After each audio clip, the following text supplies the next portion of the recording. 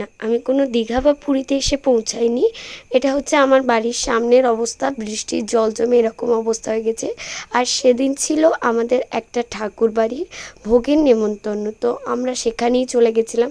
আর ভোগের নেমন্তন্ন আমি যাব না এটা তো হতেই পারে না। আর আমি যেহেতু ঠাকুরের কাছে উঠতে পারবো না, তাই ভাইকেই বললাম একটা ভিডিও করে এনে দে।